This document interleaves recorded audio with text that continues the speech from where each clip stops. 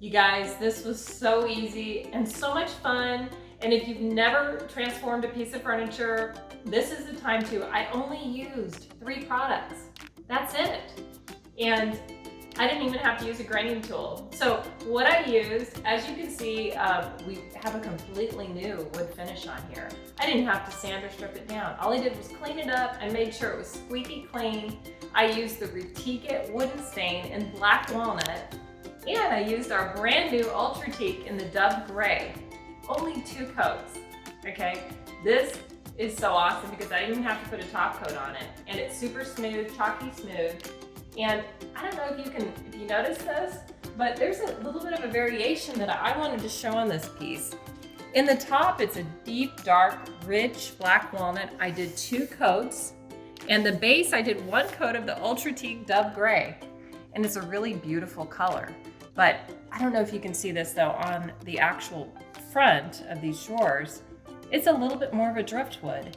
And I got this look by doing just 1 coat of Dove Gray, and then you did 1 coat of the wooden stain in the black walnut, long even strokes, and it gave that beautiful driftwood look. And how about this hardware? Check it out. It used to be brass and dingy, and I didn't want that with this. I wanted it to be silver and I wanted it to pop, but I still wanted a vintage look.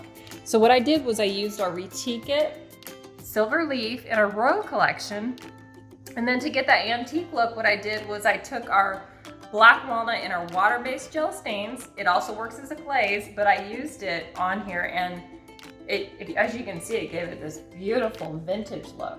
And this is so beautiful, so easy. I hope that you get to try some of our new products that we've put out there, and I'm hoping that it can make your life a little easier if you're a furniture flipper contractor, or if you just want to have more beautiful furniture in your home and just kind of jazz it up a little bit. So have fun and check it out.